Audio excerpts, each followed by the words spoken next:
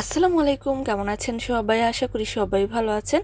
যে যেখান থেকে এই ভিডিওটি দেখছেন সবাইকে শুভেচ্ছা জানাচ্ছি কুয়েতের সর্বশেষ খবরের ছোট্ট ভিডিওতে। প্রথমেই জানিয়ে দিব সাধারণ ক্ষমা সম্পর্কিত আপডেট।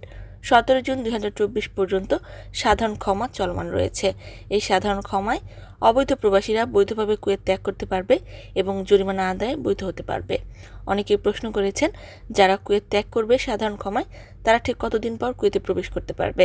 17 জুন শেষ হবার পর নতুন ভিসা হলে যে কোনো সময় কুয়েতে প্রবেশ করতে পারবে। অন্যদিকে নতুন ভিসা সম্পর্কে স্বরাষ্ট্র মন্ত্রণালয় সূত্র প্রকাশ করেছে যে 1 জুন থেকে ভিসা আইনের কিছুটা সংশোধন করে নতুন করে ভিসা প্রক্রিয়া আবারও শুরু হচ্ছে। 1 জুন থেকেই নতুন ভিসা বের হবে এবং আকামা ট্রান্সফারেও নতুনত্ব আসছে। 3 বছরের পূর্বেও আকামা ট্রান্সফার করা যাবে, তবে এর জন্য নতুন করে ফি পেমেন্ট করতে হবে। এ সম্পর্কে পূর্বের কয়েকটি ভিডিওতে বলে দিয়েছিলাম, সেগুলো দেখে বিস্তারিত জেনে নিতে পারেন। অন্যদিকে কুয়েতের মহামান্য আমির শেখ মিশাল আল আহমেদ আল জাবের আল সাবা আজ বুধবার আল জুর পেট্রোলিয়াম কমপ্লেক্সে নতুন করে আরেকটি তেল শোধনাগারের উদ্বোধন করেছেন। নতুন এই শোধনাগারের প্রতিদিন 6,15,000 ব্যারেল তেল উৎপাদন করবে।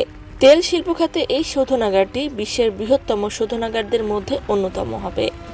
অপরদিকে অবৈধ মাদকদ্রব্য আটকের ব্যাপারে স্বরাষ্ট্র মন্ত্রণালয় সূত্র প্রকাশ করেছে যে সালমি কাস্টমস কর্মকর্তারা 322 কার্টন নিষিদ্ধ চিবানো তামাকের একটি চোরাচালানকে ব্যর্থ করে দিয়েছে।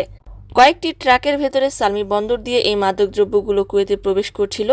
এই মাদকদ্রব্যগুলোর ওজন ছিল প্রায় 6,43,610 কিলোগ্রাম। আটককৃত পণ্য জব্দ এবং এর সাথে জড়িতদের ব্যাপারে তদন্ত চলছে। অপরদিকে বিশেষ অভিযান সম্পর্কে প্রকাশ করে বলা হয়েছে যে সিকিউরিটি সেক্টর বিশেষ অভিযানে মাদকদ্রব্য এবং সাইকোট্রপিক পদার্থের সাথে জড়িত বেশ কয়েকটি মামলায় বেশ কয়েকজনকে আটক করেছে। 410টি প্রতিবেদনের মাধ্যমে কয়েকটি দলকে আটক করেছে। 72টি চেক পয়েন্ট স্থাপন করেছে, যাতে 690টি ট্রাফিক লঙ্ঘন জারি করেছে।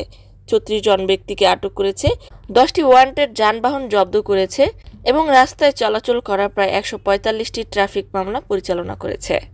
জানিয়ে দিচ্ছে একটি দুঃসংবাদ, কুয়েত সালমি মরুভূমিতে মাইন বিস্ফোরণে একজন বাংলাদেশি প্রবাসীর মৃত্যু হয়েছে। এছাড়াও কুয়েত প্রবাসী একজন রেমিটেন্স যোদ্ধা ফরিদুল ইসলাম নাম ঘুমের মাঝেই মৃত্যুবরণ করেছেন। ইন্না লিল্লাহি ওয়া ইন্না ইলাইহি রাজিউন। আল্লাহ পাক মৃতদেরকে জান্নাতুল ফিরদাউস দান করুন। আজকে কুয়েতের সর্বোচ্চ তাপমাত্রা ছিল প্রায় 47 ডিগ্রি। আবহাওয়া অফিস থেকে বলা হয়েছে যে 7 জুন হবে কুয়েতের সবচেয়ে উষ্ণময় দিন, অর্থাৎ এদিন তাপমাত্রা অনেকটাই বেড়ে যাবে। তাপমাত্রা সম্পর্কে পাকিস্তান এবং ইন্ডিয়া প্রকাশ করেছে যে সর্বোচ্চ তাপমাত্রা 52 ডিগ্রি সেলসিয়াস অনুভূত হয়েছে।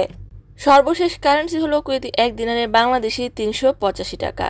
সম্মানিত ভিউয়ার্স, আজকের মতোই ছিল আপডেট। পুরো ভিডিওটি দেখার জন্য ধন্যবাদ। এই ধরনের ভিডিও পেতে চাইলে ইউটিউব চ্যানেলটিকে সাবস্ক্রাইব করে দিবেন, ফেসবুক পেজটিকে লাইক এবং ফলো করে দিবেন। যারা পূর্বে করেছেন সবাইকে ধন্যবাদ। আজকের মতো বিদায়, আল্লাহ হাফেজ।